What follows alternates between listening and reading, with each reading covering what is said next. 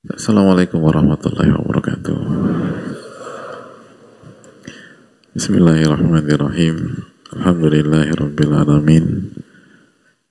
Wa bihi nasta'in ala umuri dunya wad din, wassalatu wassalamu ala asyrafil anbiya wal mursalin wa ala alihi wa sahbihi wa man sara ala nahjihi bi ihsanin ila yaumil wa ba'd. Allahumma inna nas'aluka ilman nafi'a wa na'udzubika min ilmin la yanfa'. Allahumma alimna wa anfa'na bima 'allamtana. Allahumma aslih lana umurana kullaha wa aslih wulata umurina. Allahumma ansurna wal muslimin al mazlumin fi Filistin wa fi kulli makan. Innaka waliyyu dzalika wal qadiru alaih. Alhamdulillah alladzi bi ni'matihi tatimmu shalihat. Kita bersyukur kepada Allah tabaraka wa taala yang dengan nikmat dan taufiknya kita bisa berkumpul pada sore hari ini di tanggal 9 Al-Muharram menjelang pergantian waktu menuju tanggal 10 Al-Muharram, dan semoga Allah Subhanahu wa taala menerima amal ibadah kita, dan semoga Allah Subhanahu wa taala memberikan taufiknya kepada kita sehingga kita bisa mendapatkan ilmu nafi dan kita bisa mengamalkan ilmu kita dengan segala keterbatasan kita, dan semoga Allah ampuni segala kekhilafan dan dosa-dosa kita. Amin ya rabbal alamin. Sebagaimana salawat dan salam semoga tercurah kepada Rasulullah alaihi salatu wassalam beserta para keluarga, para sahabat, dan orang-orang yang istiqomah berjalan di bawah naungan sunnah beliau sampai hari kiamat kelak.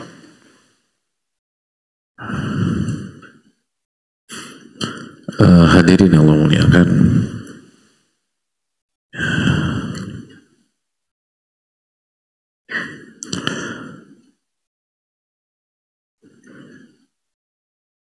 di pertemuan yang lalu kita telah menjelaskan bahwa wa man yattaqillaha yaj'al lahu makhraja wa yarzuqhu min haitsu la yahtasib. Barang siapa yang bertakwa kepada Allah Subhanahu wa taala, maka Allah akan berikan jalan keluar dan Allah akan berikan rezeki dari arah yang tidak ia duga-duga. Dan ternyata jalan keluar dan rezeki yang tidak terduga itu bukan hanya jalan keluar dan rezeki secara zahir,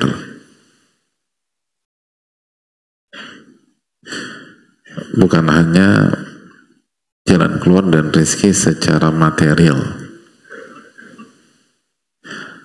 tapi lebih dari itu. Dan lebih penting dari itu, di antara makna jalan keluar dan rezeki juga ketenangan hati dan jiwa dari rasa sedih dan rasa galau, dan dijaga dari overthinking, dan dibuat ridho oleh Allah ketika menghadapi masalah-masalah hidup. Karena nggak semua masalah hidup itu berakhir sebelum kita wafat. Ada banyak masalah hidup itu nggak berakhir sampai kita wafat. Nah, kalau yang diandalkan hanya pertolongan secara zahir, maka kita akan terpukul dan akan hidup di tengah-tengah kesedihan.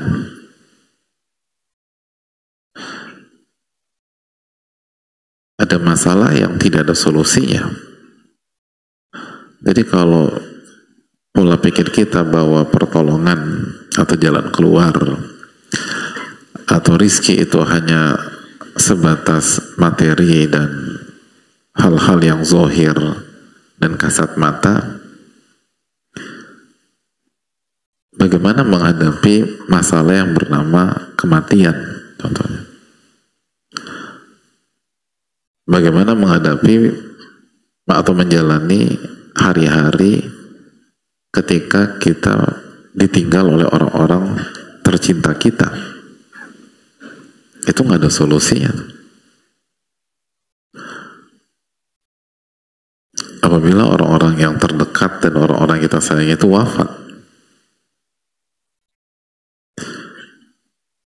itu nggak bisa dijawab, dan orang akan terpuruk dan hancur. Makanya di antara jalan keluar dan rezeki adalah ridho, dihilangkan dari kesedihan yang mendalam tanpa menghilangkan kesedihan dari sisi rahmah. Sedih itu penting,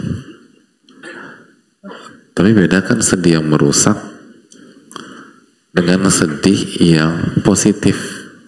Sedih yang positif itu adalah sedihnya Nabi SAW. Ketika Nabi SAW mengatakan innal aina la tadma' wal qalba la yahzan wa inna bifiraqika ya Ibrahim la mahzunun.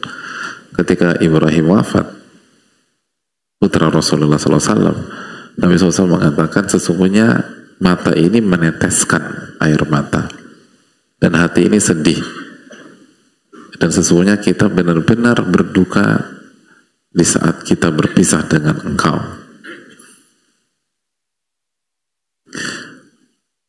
Itu menunjukkan bahwa orang-orang besar dan laki-laki sejati itu menangis. Laki-laki sejati itu menangis. Siapa yang meragukan kelaki-lakian Rasulullah SAW? Beliau menangis dan beliau sedih, tetapi sedih dan tangisan beliau itu lahir dari rahmah. Dalam rangka mengamalkan irhamu man fil ardi yarhamkum man fis sama.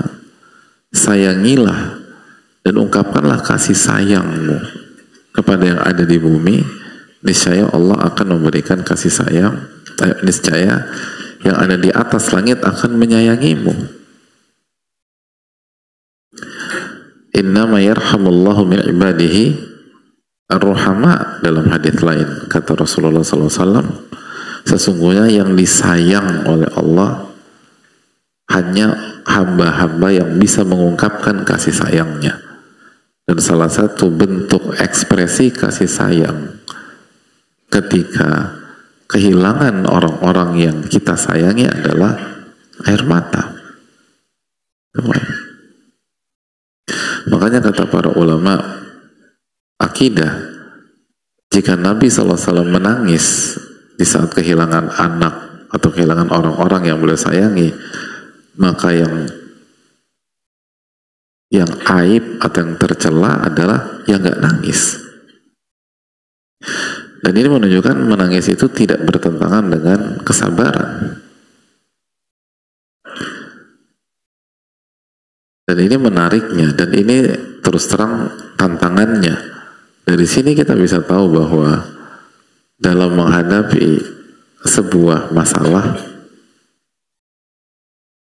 kita tuh dituntut mengamalkan lebih dari satu amalan hati. Nah itu susahnya. Ngerjain satu amalan hati aja udah susah, apalagi lebih dari satu amalan hati. Contohnya tadi ketika anak Nabi SAW wafat, beliau mengamalkan amalan hati yang bernama kesabaran. Tapi di waktu yang sama, beliau juga mengamalkan amalan hati yang bernama rahmah, kasih sayang. Jadi dua amal itu berjalan paralel, sehingga tidak tepat jika dikatakan air mata itu adalah bukti kita tidak sabar. Enggak. Dan itu bisa dibedakan. Karena nanti kita bahas tentang kesabaran ya. Karena makna dari sabar itu bukan tidak meneteskan air mata. Inti dari kesabaran adalah menahan diri agar tidak melakukan hal yang haram. Sebagaimana makna kesabaran bukan pasif atau diam saja, karena makna kesabaran adalah menahan diri atau emosi atau nafsu agar kita tidak offside, agar kita tidak melakukan hal yang haram. Tapi intinya sekali lagi, orang yang bertakwa itu akan diberikan jalan keluar dan rizki dari arah yang tidak ia duga-duga. Dan salah satu maknanya adalah dikuatkan hatinya, tadi dijaga dari kesedihan yang merusak, dan juga kemarin kita bahas diberikan kayak taufik untuk meyakini bahwa apa yang Allah Subhanahu wa taala inginkan itu yang terjadi, dan apa yang Allah Subhanahu wa taala tidak inginkan tidak akan terjadi. Sebagaimana dalam surat At-Takwir ayat terakhir, wa ma tasyauna illa ayyasha Allah Rabbul Alamin, apa yang kalian inginkan enggak akan berhasil kecuali apa yang diinginkan oleh Allah Subhanahu wa taala. Seperti sabda Nabi SAW, annal ummata la ijtama'at ala an yanfa'uka bi syai' lan yanfa'uka illa bi syai'in qad kataballahu laka. Apabila seluruh manusia berkoalisi dan bersepakat untuk mensupport Anda, mereka tidak akan berhasil kecuali apa yang Allah Subhanahu wa taala tetapkan untuk Anda. Dan apabila seluruh manusia bersepakat untuk menjegal Anda, mereka tidak akan berhasil kecuali apa yang Allah tetapkan kepada Anda. Itu hadits Ibnu Abbas. Oh, kalau tapi kan sama aja Ustaz, intinya kan gagal-gagal juga, ya nggak sih? Apabila seluruh manusia bersepakat untuk untuk menjegal kita atau untuk menjegal Anda, untuk menjatuhkan Anda, tidak akan berhasil kecuali apa yang Allah tetapkan. Sama aja nggak? Kan lebih enak, mungkin lebih simpel dipahami, apabila kalau Anda beriman seluruh manusia menjegal Anda, tidak akan berhasil, titik. Itu kan lebih enak ya dengarnya. Kalau Anda bertakwa, maka seluruh manusia bersepakat, atau apabila manusia bersepakat untuk menjegal dan menjegal Anda, maka mereka tidak akan berhasil, titik gitu loh. Lebih enak gak dengarnya? Iya, lebih enak. Enakan mana? Yang pertama, yang kedua? Hah? Lebih enak mana nih? Yang pertama atau yang kedua? Kedua. Oke, yang kedua. Yang disabdakan Nabi SAW, yang pertama, yang kedua. Berarti, nah itulah hadirin lah. Harusnya tetap lebih enak yang pertama. Nah, tapi yang pertama kan berarti kan gagal-gagal juga. Oh iya betul, tapi bedanya adalah apabila kita terjegal karena ketetapan Allah, dan itu fakta dan yang kita yakini, itu suasana hati itu beda, dan memang hasilnya beda dibanding kalau kita terjegal sebatas karena manuver manusia, hasadnya manusia, atau kejahatan manusia. Kenapa? Karena ketika kita mengetahui dan meyakini bahwa kita terjegal karena ketetapan Allah, atau kita gagal disebabkan ketetapan Allah, maka kita terjegal karena keputusan dari Al-Muhsin yang maha baik kepada kita, Ar-Rahman Ar-Rahim yang maha sayang ke kita, Al-Wadud yang maha mencintai kita, Al-Karim yang maha dermawan.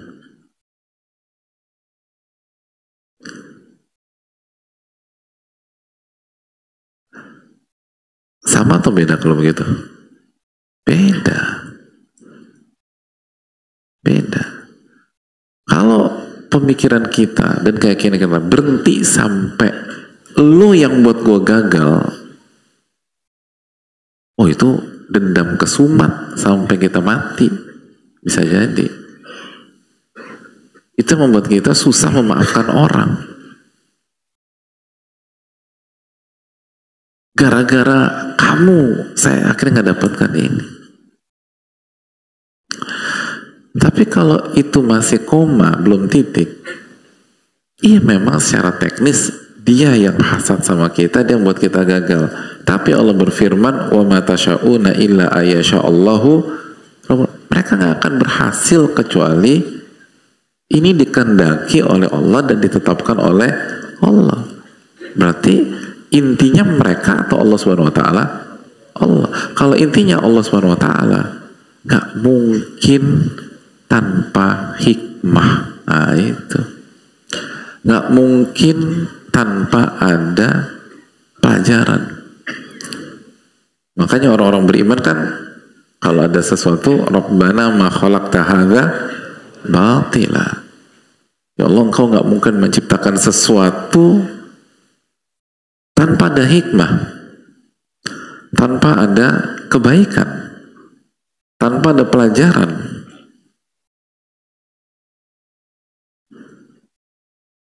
Itu yang kita baca dalam surat Ali Imran ayat 191.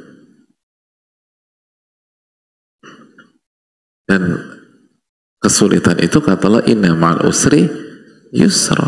Itu beda. Itu merubah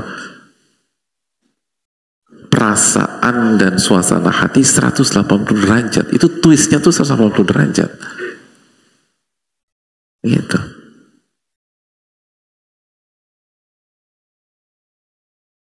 Itu poin hadirin.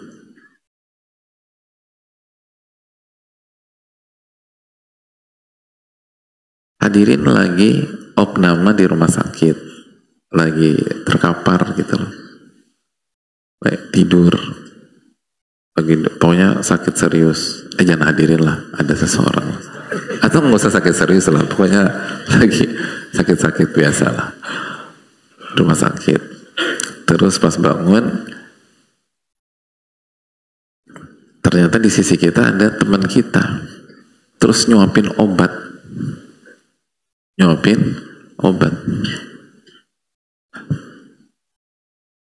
obat aja gitu. Nah teman kita itu fakultas apa? FK, Fakultas Kesehatan, gagal di semester 1 gitu. Tiba-tiba kita bangun, dia kasih obat. Kira-kira tuh obat kita minum nggak? Hah? Kita minum apa enggak? Dia gagal semester 1. Kita tolak. Pas kita tolak, dia bilang, tenang, jangan lihat akunya. Ini udah ACC dokter. Gitu. Ini udah ACC dokter. Dan dokter kita profesor terbaik di Asia, misalnya gitu.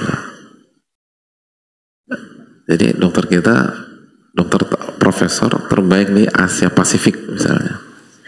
Kira-kira ketika kita dengar bahwa ini udah di ACC, udah ditetapkan, udah disetujui sama dokter, kira-kira mangap nggak hadirin?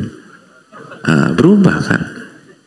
Karena kita ini bukan dia, ini ada di balik dianya itu penting.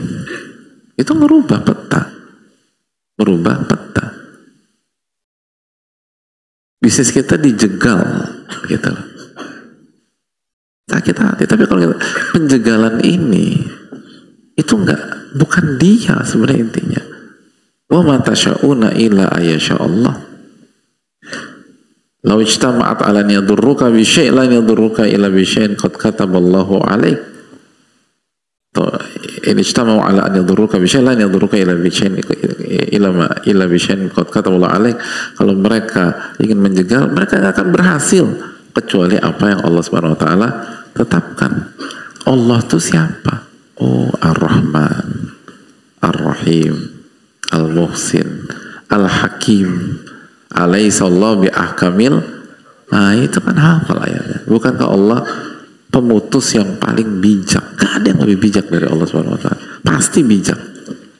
Cuman kita nggak ngerti, itu nggak paham. Nah itu yang sering buat kita marah-marah, yang sering buat kita terpukul, yang buat kita drop. Nah orang yang bertakwa itu jamaah itu dikasih taufik untuk bisa memiliki hal-hal tersebut. Nah itulah makanya ini kebutuhan, ini kebutuhan. Makanya mungkin masalah kemiskinan kita tidak diangkat oleh Allah Subhanahu Wa Taala, tapi hati kita Allah buat ridho dan yakin dan tetap produktif dalam hidup itu. Karena kan kemiskinan tidak sama dengan ketidakproduktifan. Kita tahu ada sebagian ulama fakir miskin tapi hidupnya sangat produktif gitu hadirin. Jadi nggak ada isu. Bisa jadi itu tadi penyakit seseorang tidak disembuhkan oleh Allah.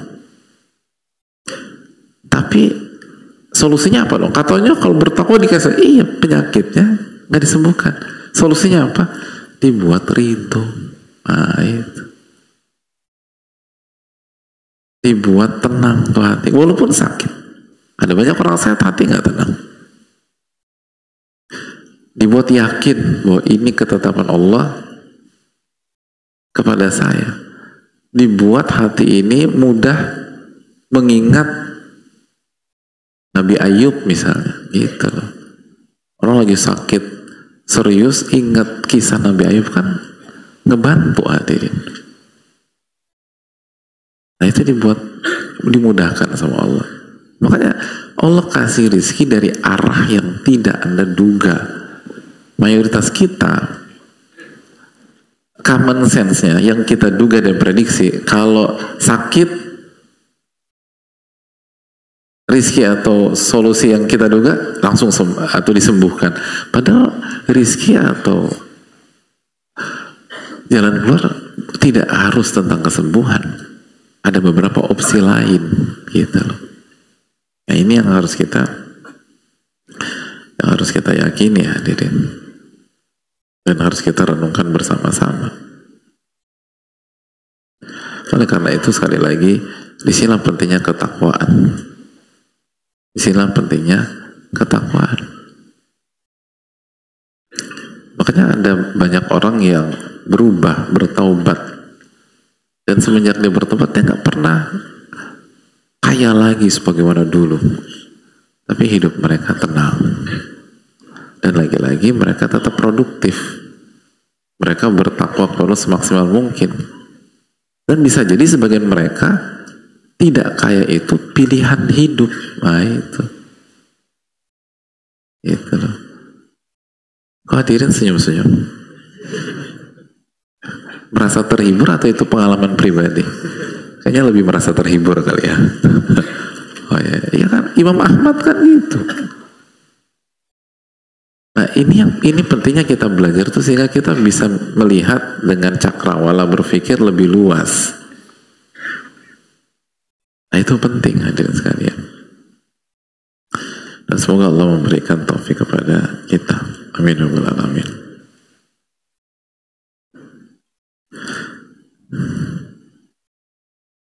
Itu jadi masalah bertakwa ini tuh penting banget.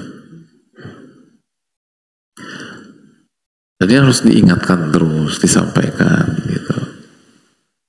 Dan sehingga ketika para ulama membawakan keterangan atau tafsir bahwa jalan keluar dan rizki itu dimaknai dengan taufik bertauhid kepada Allah, kita nggak meremehkan. Karena sebagian orang solusi dan solusi dan rizki adalah Anda mengetahui dan meyakini bahwa apa yang Allah inginkan itu yang terjadi, dan kalau Allah tidak inginkan itu nggak terjadi. Sebagian orang menyeletuk, cuman gini doang Pak Ustadz. Jadi cuman gini doang, itu kan bahaya hadirin. Kenapa? Karena yang dia pikirkan, yang dia incar adalah kalau sekarang lagi jobless, besok dapat kerjaan gitu loh. Kalau hari ini jomblo, besok nikah gitu. Cepat banget Pak Ustadz. Ya itu kan pikiran besok dapat jodoh. Kalau hari ini aspek negatif, besok positif. Jadi mikirnya begitu aja udah. Padahal hadirin sekalian, fa'ammal insan idza mabtalahu rabbuhu fa'akramahu wa na'amahu fayaqulu rabbi akraman. Adapun manusia itu berpikir kalau diuji sama Allah dengan dikasih materi, dikasih status sosial, ia berpikir Allah sedang memuliakan saya. Wa amma idza mabtalahu faqadara alaihi rizqahu fayaqulu rabbi nah, tapi sebaliknya kalau dia diuji dengan diminimkan rizki atau tidak dikasih rizki, dia pikir dia sedang direndahkan. Kalla, bukan begitu berpikirnya, bukan seperti itu. Yang benar adalah sebagaimana firman Allah, wa nabluukum bisyarri wal khairi fitnah. Kami akan uji manusia dengan keburukan dan kebaikan. Dan semua itu intinya adalah ujian. Karena jalan keluar yang sejati adalah ketika kita mentauhidkan dan beriman kepada Allah itu. Karena kalau dapat atau tidak, punya atau tidak, kaya atau miskin, sehat atau sakit, Allah berfirman, wa nabluukum bisyarri wal khairi fitnah. Kami uji manusia itu dengan keburukan dan kebaikan, dan semuanya intinya hanya ujian. Itu surat apa, ayat berapa? Apa?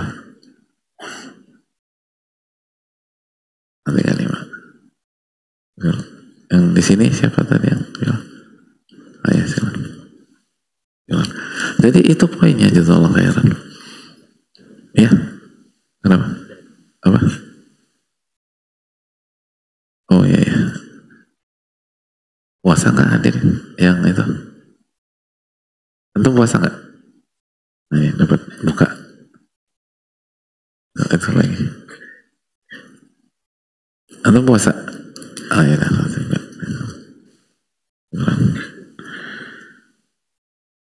jazakallahu khairan. Jadi hadirin Allah muliakan. Nah, dan dijelaskan oleh Syekhul Islam dan lain-lain bahwa ujian keberhasilan itu seringkali lebih sulit daripada ujian kegagalan. Itu poin.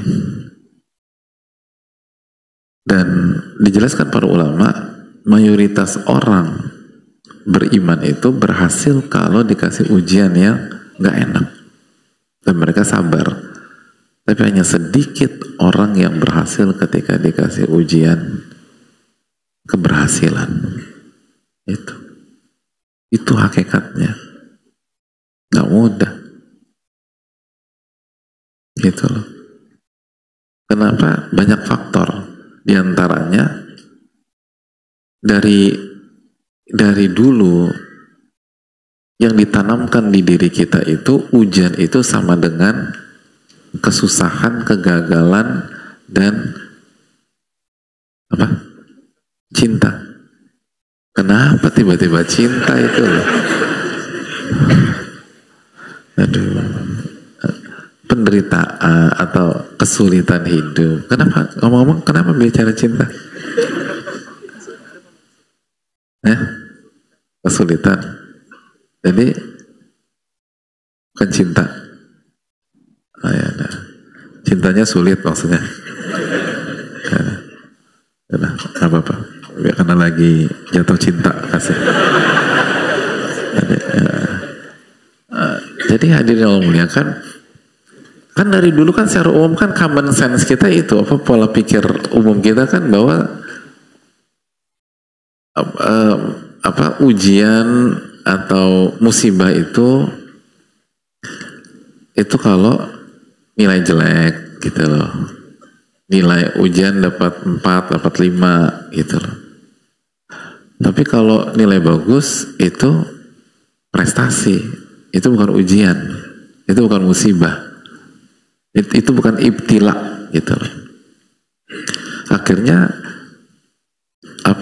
defense mechanism kita, sistem pertahanan kita itu lengah kalau mendapatkan keberhasilan. Beda kalau kita mendapatkan kegagalan. Kan selalu demikian. Kita mikirnya yang ditanamkan tuh itu tadi.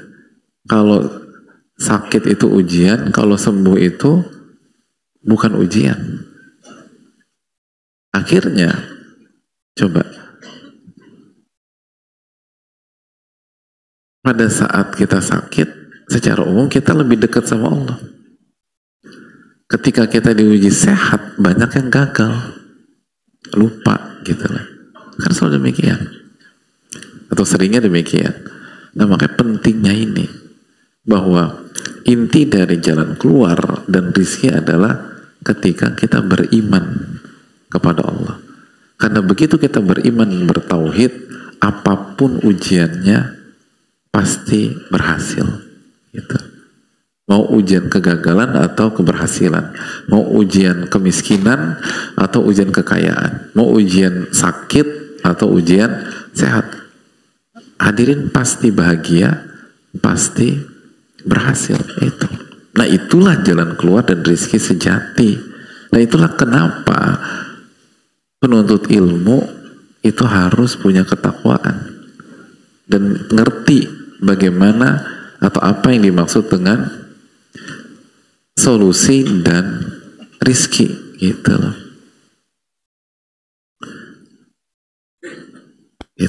Itu poin. Karena misal contoh kita bahas sedikit dunia belajar ya, dunia menuntut ilmu. Saya ingin tanya, misal contoh, kita masuk ke pelajaran tahfidz misalnya, belajar agama nih, tahfidz Quran. Saya mau tanya, kemampuan hafalan setiap murid sama atau beda? Beda. Maka itu akan menimbulkan dinamika sendiri. Gitu loh. Dan kalau parameter kita gagal hafal juz 30 walaupun berusaha adalah kegagalan, dan berhasil hafal juz 30 walaupun santai-santai adalah sebuah kesuksesan, oh bahaya itu hadirin. Ngerti nggak hadirin? Maksudnya ada banyak orang karena hafalannya kuat itu ngafalin juz 30 sebentar.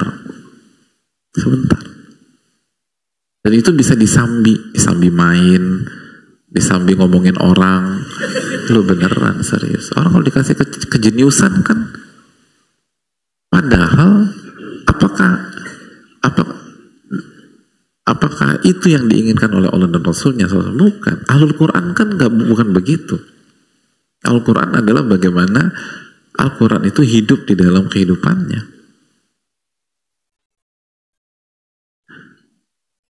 Nah, dengan konsep ini akhirnya semua orang, baik yang hafalannya kuat maupun hafalannya sebaliknya, atau yang cerdas dan yang tidak cerdas, sama-sama bisa berhasil dalam belajar. Orang yang sekali baca paham dengan orang yang udah baca 10 kali, lalu banyak doa, isi istiqoroh segala macam, dan tetap nggak ngerti-ngerti juga, bisa berhasil. Kan enak. Kan makanya belajar apa? Belajar ilmu umum lah gitu. Kemampuan kita dalam mempelajari fisika kan beda-beda. Dan seringkali kita tuh divonis atau dijudge sebagai murid yang gagal karena nilainya jelek, padahal udah jungkir balik, padahal udah habis-habisan. Dan karena kita nggak punya dasar seperti itu, akhirnya kita percaya, padahal intinya tuh bukan puncak semua itu, bukan ngerti atau tidak, bagaimana kita bertakwa dan lalu kita beriman apa yang Allah kasih, apa yang Allah inginkan itu akan terjadi. Kalau Allah nggak inginkan itu nggak terjadi.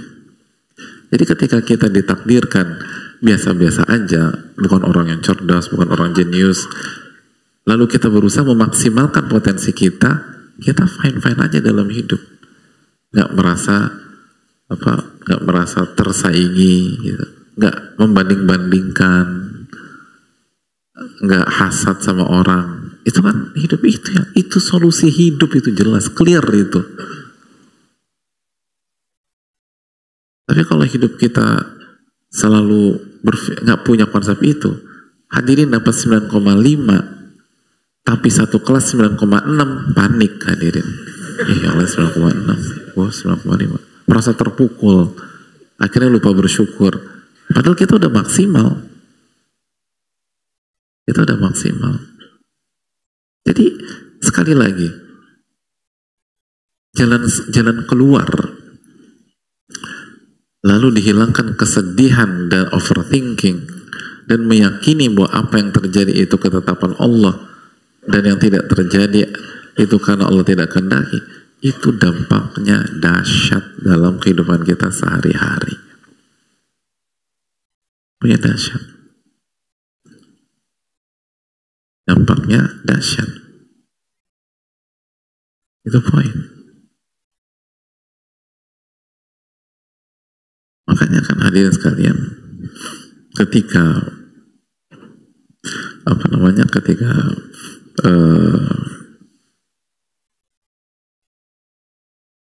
Abu Thalib tidak beriman, itu kan Nabi SAW sedih sekali hadirin. Lalu salah satu obatnya Allah turunkan ayat apa? Allah turunkan, innaka la tahdi man ahbabta walakinnallaha yahdi man yasha. Surat apa? Ayat berapa? Lima berapa? Bisa kurang? Ya enggak jawabannya hadirin. 56. Puasa enggak hadirin? Puasa. Ya enggak juga enggak apa-apa. Kan orang beda-beda, tetap dikasih. Artinya kalau nggak puasa kasih temennya gitu maksudnya, sehingga kita dapat pahala puasa teman kita. Jadi apa artinya? Innaka la tahdi man ahbabta. Sesungguhnya engkau tidak memberikan hidayah kepada engkau tidak bisa memberikan hidayah taufik kepada orang yang kau cintai, tapi Allah lah yang memberikan hidayah. Itu poinnya. Itu beda, begitu turun ayat ini dan sebelum turun ayat ini beda suasana. Kenapa? Karena jangankan Nabi SAW, orang beriman tuh tahu bahwa Allah tuh nggak mungkin salah kasih hidayah taufik, karena Allah ahkamul hakimin, dan penilaian Allah dan pilihan Allah itu udah paling tepat, cuman kita nggak ngerti. Jadi obatnya itu konsep ini, ini konsep powerful banget, beneran powerful. Udah maghrib, udah. Baik. Tapi kita akan lanjutkan insyaallah pada maghrib, insyaallah taala. Aku qouli hadza wa sallallahu. Bagi yang berpuasa selamat berbuka. Subhanakallahumma wa bihamdika la ilaha illa anta astaghfiruka wa atubu ilaik. Assalamualaikum warahmatullahi wabarakatuh.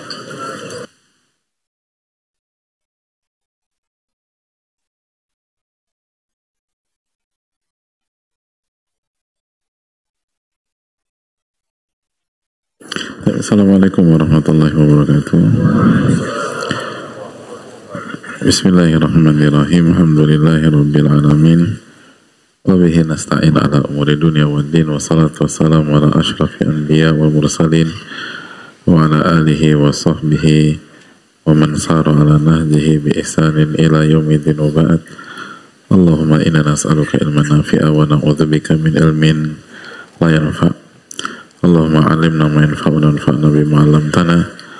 Allahumma aslih umurana kullaha wa aslih ulata umurina innaka waliyyu dzalika wal qadiru alaih. Alhamdulillah, kita bersyukur kepada Allah Subhanahu wa taala kita bisa melanjutkan kajian kita pada malam hari ini. Dalam sebuah hadis yang dikeluarkan Bukhari dan Muslim dari Abdullah bin Abbas disampaikan qadima Rasulullah sallallahu alaihi wasallam al-Madinah. Nabi sallallahu alaihi wasallam sampai di kota Madinah. Fara'al Yahuda yasumuna yawma Ashura. Nabi sallallahu alaihi wasallam melihat orang-orang Yahudi itu berpuasa hari Ashura. Faqala lahum ma hadzal yawm alladhi tasumunahu. Hari apa ini sehingga kalian berpuasa di hari itu? Qalu hadza yawmun shalih. Ini adalah hari yang soleh. Ini adalah hari yang baik. Hadza yawmun najallahu fihi bani Israil min aduwihim. Hari ini Allah selamatkan Bani Israel dari musuh mereka. Fasamahu Musa alaihissalam. Maka Nabi Musa pun berpuasa. Faqala Rasulullah sallallahu alaihi wasallam. Maka Rasulullah sallallahu alaihi wasallam bersabda, Ana haqqu bi Musa minkum. Fasamahu Rasulullah sallallahu alaihi wasallam wa amara bisawmihi. Nabi SAW mengatakan, saya lebih berhak atas Nabi Musa dibanding kalian. Maka Nabi SAW berpuasa, dan Nabi SAW memerintahkan kita berpuasa di hari Ashura.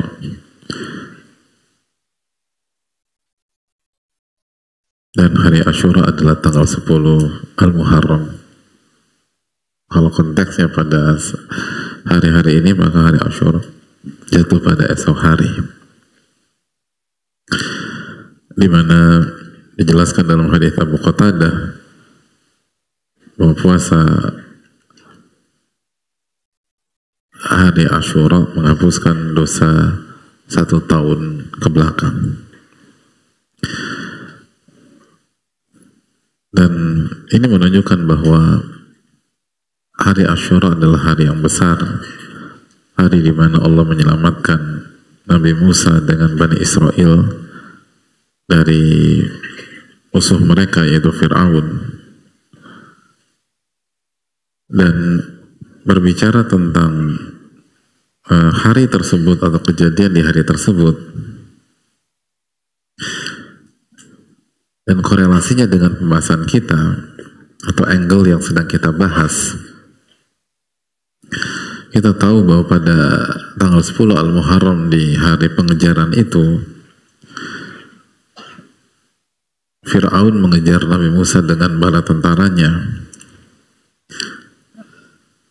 Dan akhirnya di pagi hari itu Fir'aun berhasil berada di belakang Nabi Musa, dan Allah jelaskan apa yang terjadi di dalam surat Asy-Syu'ara ayat 61. Falamma tara'al jam'an qala ashabu Musa inna lamudrakun.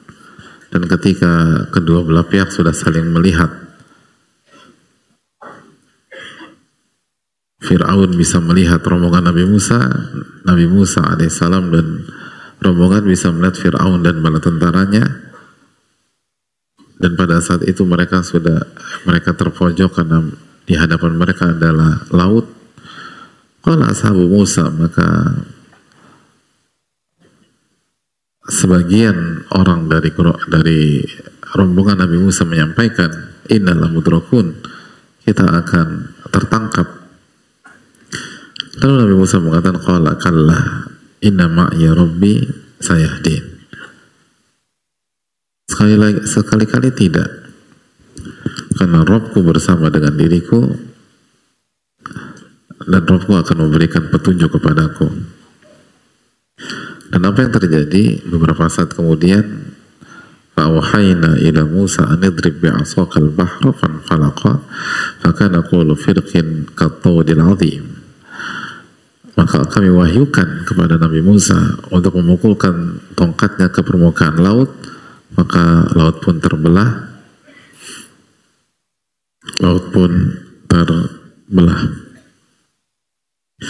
dan setiap belahan seperti gunung yang sangat tinggi dan besar. Hadirin Allah muliakan, lihat bagaimana pembahasan tentang ketakwaan yang kita sedang bahas pada malam hari ini itu benar-benar real dalam kisah di tanggal 10 Al-Muharram pada hari itu, bahwa gentingnya kondisi, mencekamnya keadaan itu tidak mampu membuat Nabi Musa goyah, tidak mampu membuat Nabi Musa overthinking, membuat Nabi Musa galau, membuat Nabi Musa itu putus asa, membuat Nabi Musa goncang. Enggak. Padahal beliau berada di kondisi yang sangat mencekam.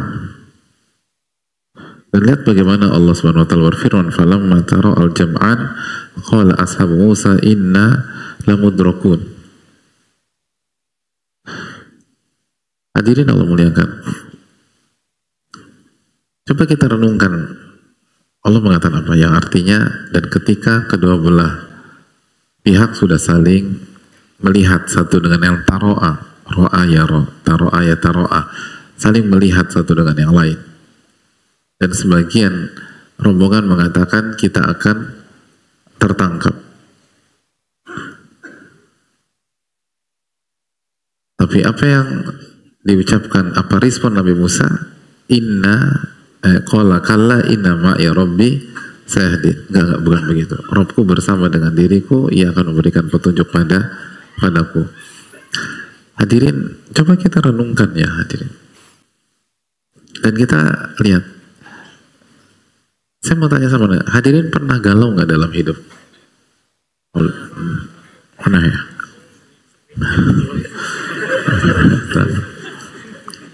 Sering. Overthinking tuh sering. Dalam sebulan berapa kali? Aku sih 3 kali Ustaz, sehari. Kan sebulan kayak makan. Pernah terpukul? Pernah goncang? Expert berarti ada maksudnya dalam kehidupan lah, udah makan asam garam kehidupan lah. Insya Allah jadi orang yang kuat karena ditempa dengan ujian dan dihadapi dengan tauhid.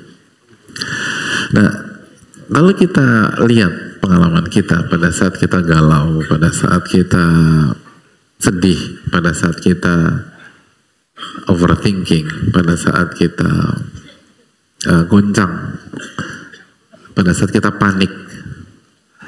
Lalu kita simpulkan, lalu kita tarik benang merah penyebab kita mengalami suasana hati seperti di atas itu apa sih hadirin? Apa? Kesel?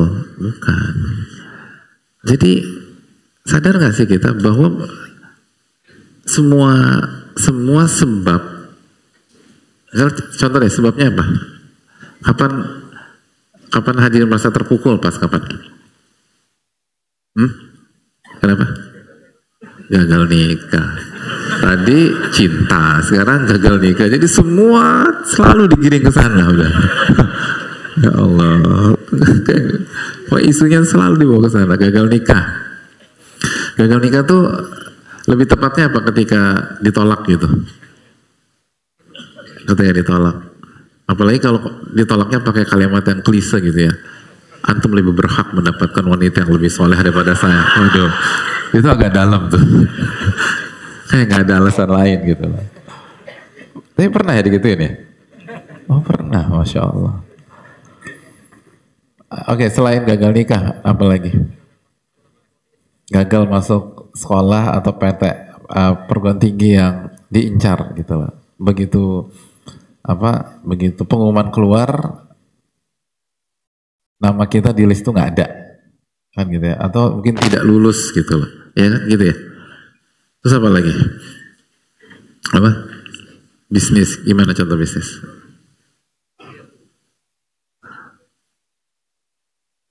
Jadi baca apa? Baca portal berita, dengar cerita yang satu tutup segala macam, terus apa namanya anxiety karena khawatir kondisi ke depan nggak jelas gitu ya, nggak ada. Oke, kalau kita itu kan banyak ya masalah-masalah kita ya. Kalau kita kerucutkan suasana hati kita kerucutkan, kita simpulkan suasana hati kita itu sangat dipengaruhi dengan apa yang kita lihat dan apa yang kita dengar, ya nggak sih? Apa yang kita lihat dan apa yang kita dengar.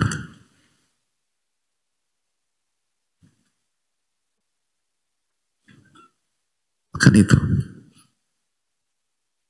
Karena kalau kondisi lagi tegang, tapi kita nggak dengar apa-apa, kira-kira perasaan kita gimana? Biasa aja gitu loh. Padahal suasana udah tegang gitu. Tapi biasa aja gitu. Karena suasana hati kita secara umum sangat dipengaruhi oleh apa yang kita lihat dan apa yang kita dengar. Kalau yang kita lihat, kita dengar itu positif, suasana hati akan positif. Walaupun faktanya nggak demikian, bisa jadi. Benar nggak? Sebalik kan gitu ya. Misalnya semua orang bilang antum ganteng misalnya. Gimana perasaan? Coba jujur. Seneng nggak? Nah, padahal faktanya demikian dong. Underestimate, ya Allah. Jangan minder lah. Jadi walaupun mungkin ya faktanya tidak begitu, tapi begitu, aduh lo ganteng banget, posturnya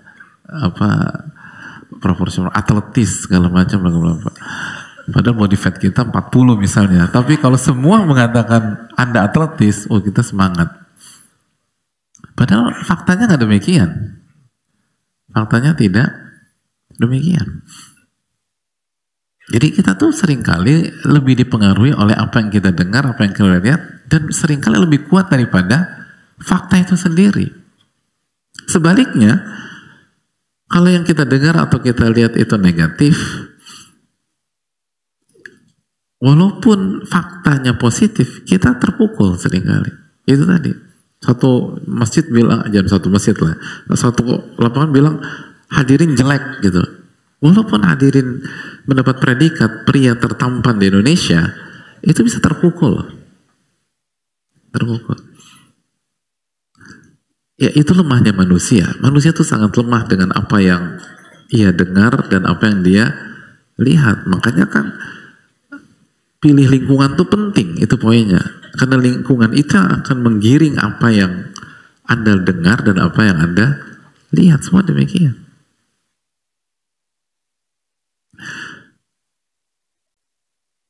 Makanya orang tuh kalau diomongin sama satu komunitasnya, misalnya 20 orang gitu, itu misalnya di grup,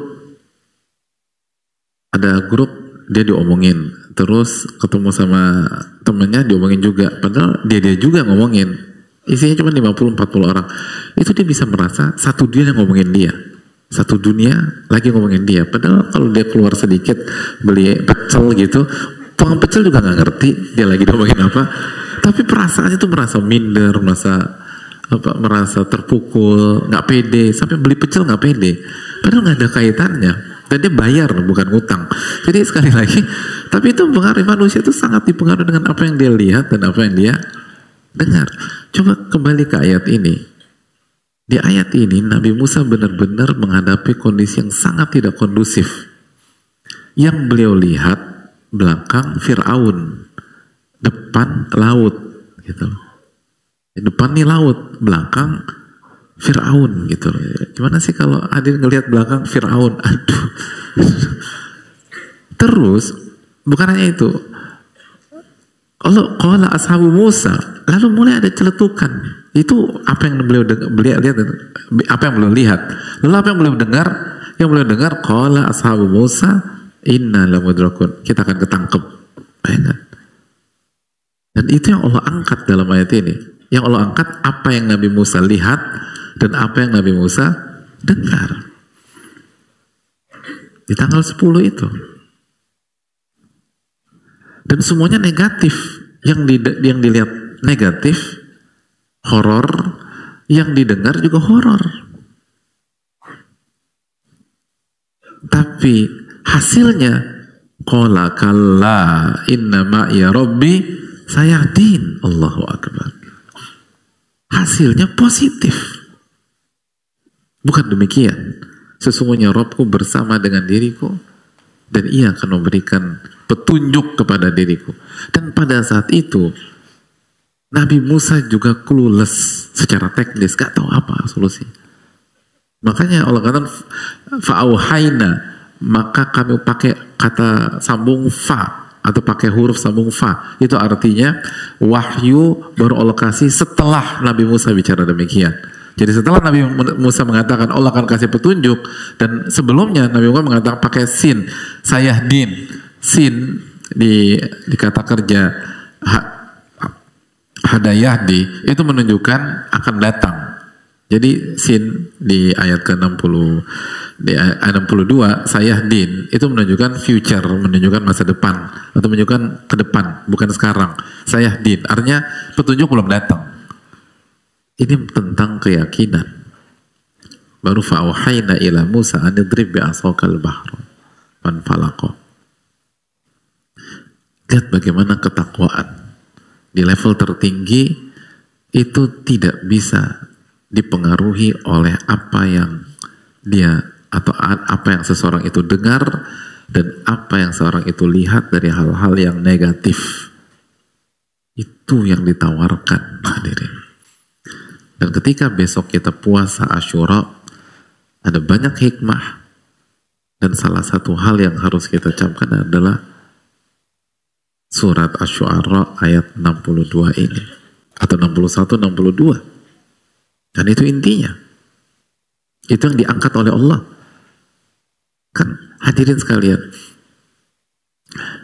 kan banyak hal yang terjadi di pengejaran itu, iya apa enggak? Ada banyak yang terjadi, pasti ada banyak dinamika, ada banyak cerita. Tapi yang diangkat oleh Allah adalah sisi ini. Falamma taro al-jam'an qala ashabu Musa inna lamudrakun qala kalla inna ma'iya rabbi sayahdin. Bisa ditekankan. Oh, yang didengar, yang dilihat Nabi Musa semua negatif. Yang beliau lihat adalah keputusasaan. Mentok udah, gak ada jalan keluar. Laut Fir'aun, putus asa. Dan yang beliau mendengar pun mendukung. Lamudrakun, kita akan ketangkep. Tapi hasilnya kalah. Gitu. Jadi ini antitesa dari teori, atau ini anomali dari sebuah teori. Teori informasi apa? Gigo, siapa anak komunikasi di sini? Gigo, pernah dengar? Garbage in, garbage out. Kalau yang masuk itu garbage, sampah, maka menghasilkan sampah juga, gitu loh. Hadirin makan makanan basi, maka hasilnya UGD, gitu loh. Loh iya kan, keracunan. Jadi kalau yang kita makan buruk akan melahirkan buruk. Ini yang dimasukkan ke mata dan telinga, ini negatif. Tapi hasilnya kok iman itu loh. Karena ketakwaan menjadi sistem pertahanan seorang hamba, sehingga itu tadi makanan basi itu nggak merusak tubuh karena tubuhnya sangat fit gitu. Misalnya virus masuk tapi nggak mempengaruhi kondisi kesehatan, kan begitu. Nah kalau kita imannya kuat dalam kondisi yang sangat tidak kondusif sekalipun, kita berada dalam kondisi yang kondusif walaupun suasananya nggak kondusif.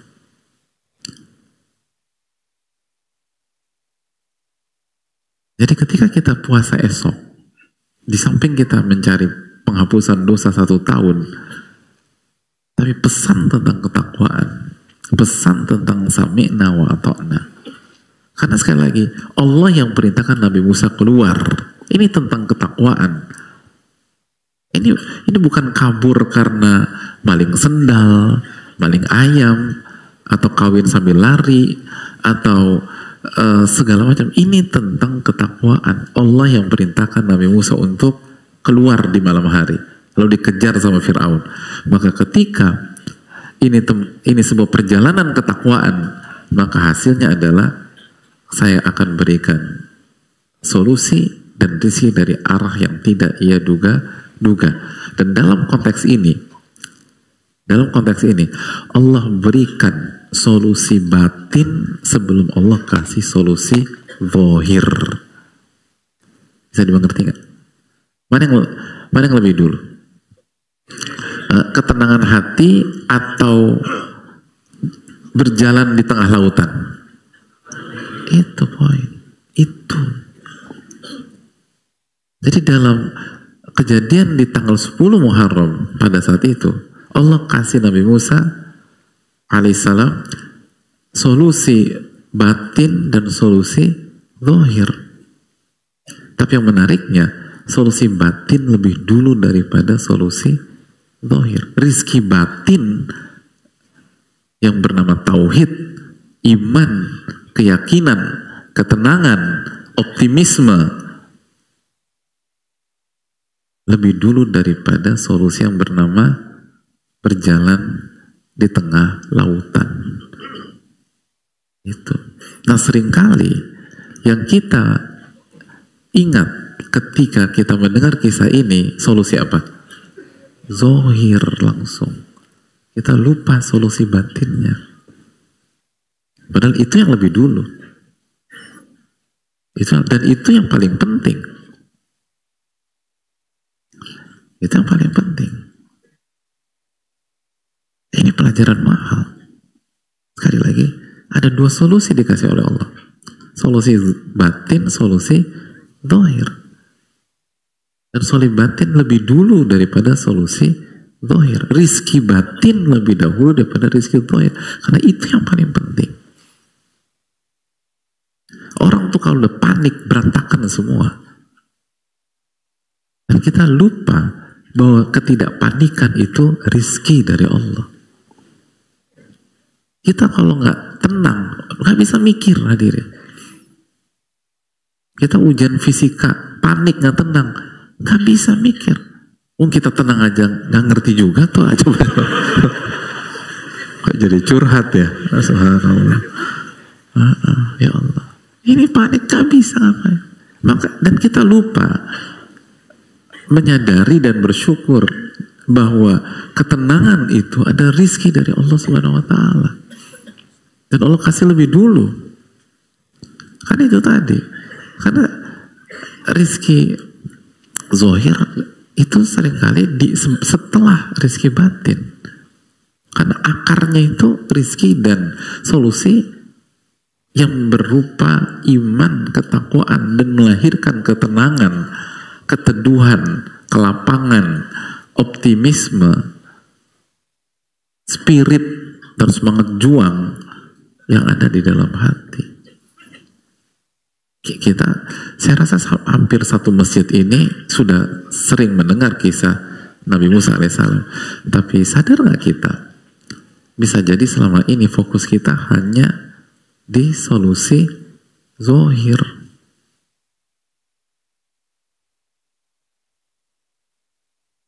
Itu poin. Padahal nggak demikian. Ini yang dikasih solusi batin, solusi zahir. Sama seperti Fir'aun. Ketika seseorang, atau kita buat survei, dengan cara apa Allah menghancurkan Fir'aun? Maka kira-kira survei membuktikan dengan cara apa? Ditenggelamkan. Dan mayoritas atau banyak pihak lupa bahwa Allah hancurkan Fir'aun secara batin sebelum zohir. Sebelum batin dulu dihancurkan, baru zohir dihancurkan pada saat ditenggelamkan.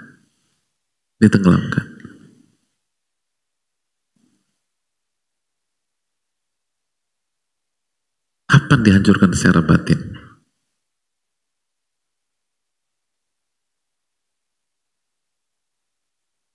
Bukan. Di saat dia ketakutan dan buat kebijakan mengeksekusi bayi laki-laki yang lahir. Itu paranoid, itu overthinking besar, itu anxiety kelas parah itu. Saking takutnya. Tadi yang jawab siapa? Jawabannya benar nggak? Jawaban antum benar salah? Salah. Dapat hadiah. Loh, kejujuran. Berat mengakui jawaban saya salah. Coba jujur deh. Mudah nggak ngomong bilang jawaban saya salah? Berat. Dapat 2 berarti. Karena berat. Ada. Loh penting ini loh hadirin kita ini. Jujur tuh penting apa enggak? Penting itu loh. Kita kadang-kadang suka lupa tentang hal-hal seperti ini. Balik lagi. Pak hadirin sekalian, itu paranoid. Itu anxiety pada, itu overthinking, itu ketakutan yang di level yang nggak terbayangkan. Di level sampai pada titik kan gitu. Secara umum penguasa dimanapun itu khawatir terhadap misalnya oposisi, betul tidak? Nah, Fir'aun di level yang paling parah. Dia takut begitu ngelihat wajah anak kecil Bani Israel yang laki-laki. Ya Allah. Jadi kalau hadirin ketemu anak kecil, apalagi Bani Israel kan, mungkin lucu-lucu banget segala macam. Kayaknya boleh nggak jadi anak aku segala macam gitu. Maksudnya diasuh. Fir'aun ketakutan. Dan kita lupa ngelihat sisi itu. Jadi Allah hancurkan dulu batinnya sebelum Allah hancurkan fisiknya dan kerajaannya.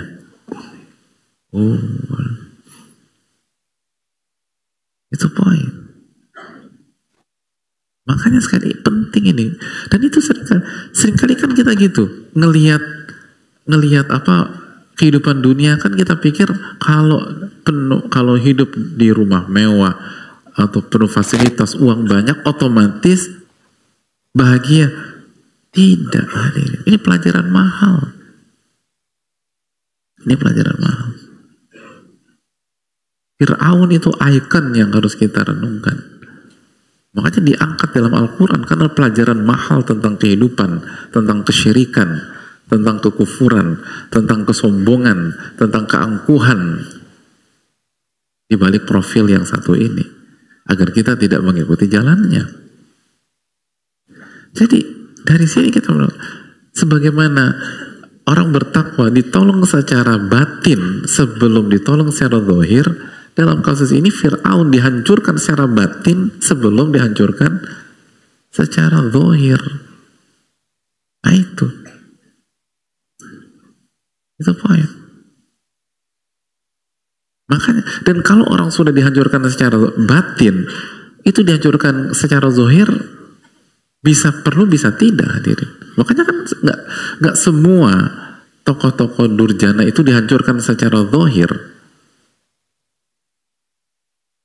Nggak semua orang-orang zolim dan itu tuh apa dibangkrutkan sama Allah atau dibuat miskin sama Allah atau diinikan sebelum dia meninggal, enggak. Tapi pasti dihancurkan secara batin. Karena Allah yang berfirman dalam surat Thaha kan ayat 124 kalau nggak salah, "Wa man a'rada an dzikri fa inna lahu ma'isyatan dhanka." Barang siapa yang berpaling dari peringatanku, berpaling dari agamaku, fa inna lahu dia akan menghadapi kehidupan yang sengsara, hancur, hati hancur. Ini pelajaran. Jadi balik lagi ke kisah Nabi Musa dan pentingnya ketakwaan.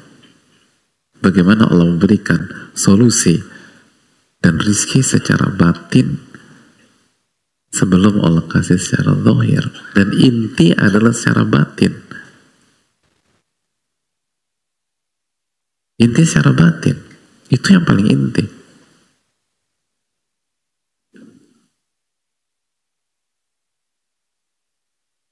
Sebagaimana tadi, orang-orang yang gak bertakwa mungkin secara zahir dibiarkan sama Allah, tapi secara batin hancur. Sebaliknya orang bertakwa gak semua yang secara zahir tertolong. Kita gak usah jauh-jauh. Siapa wanita sempurna di zaman Nabi Musa atau di Firaun? Asia, istri Firaun. Wafatnya gimana? Secara zahir, apakah alur kehidupan Asia seperti Nabi Musa? Tidak. Padahal sama-sama musuhnya satu, Firaun ini. Asia Allah takdirkan wafat di tangan Firaun. Sebagaimana Nabi Musa Allah takdirkan selamat dari kejaran Firaun. Tapi pertolongan secara batin sama. Asia tenang hadirin. Bahkan diriwayatkan disiksa itu sambil senyum hadirin. Asia tuh. Dan dijelaskan sebenarnya beliau diwafatkan sebelum fisiknya dihancurkan. Jadi tenang wafatnya. Jadi itu poin. Di zaman Nabi SAW, Sumayyah, Yasir, wafatnya bagaimana? Disiksa sama orang Quraisy. Tapi apakah artinya Allah nggak tolong? Oh enggak, Allah tolong secara batin. Baru secara zahir orang beda-beda, ada yang di ini, ada yang itu. Dan yang makanya penting ini poin. Nah seringkali yang kita fokuskan yang secara zahir, yang secara batin kita lupa. Rizki, keteguhan yang dimiliki Nabi Musa itu nikmat luar biasa. Jadi bayangkan, yang dilihat laut dan Firaun, yang didengar keputusasaan, pesimisme dan seterusnya, tapi tetap qala kalla inna ma'iya rabbi sayahdin. Itu baru rizki, itu baru solusi, itu baru kenikmatan sejati. Fisik boleh digoncang-goncang, tapi hati tetap fokus. Nah itulah hadirin sekalian. Oleh karena itu sekali lagi kita berada di hari yang soleh, hari yang baik, hari di mana Allah selamatkan Nabi Musa, dan penuh dengan ibrah besar, penuh dengan pelajaran tentang tauhid dan iman. Dan Allah yang mengatakan di ayat ke-67-nya, inna fi dzalika la ayah. Sesungguhnya dalam kisah itu ada tanda dari tanda-tanda kebesaran Allah Subhanahu wa ta'ala. Dan semoga Allah berikan taufik kepada kita untuk berpuasa esok, di pagi hari esok, dan diterima sama Allah dan diampuni 1 tahun ke belakang. Dan kita bukan hanya berpuasa secara zahir, tapi kita bisa meresapi dan bisa menghayati nilai dan makna, dan khususnya dalam masalah ketakwaan. Dan semoga Allah tolong kita secara batin dan secara fisik. Waktu sudah habis. Terima kasih atas kebersamaan hadirin, dan jangan lupa minta kepada Allah agar kita dapat ilmu yang bermanfaat dan diterima oleh Allah Subhanahu wa taala, dan jangan lupa doakan saudara-saudara kita yang terzalimi khususnya di Palestina dan di berbagai macam tempat, dan semoga Allah melimpahkan keberkahan buat jamaah sekalian. Subhanallah, la ilaha illa anta, astaghfiruka wa atubu ilaik. Assalamualaikum warahmatullahi wabarakatuh. Syukran.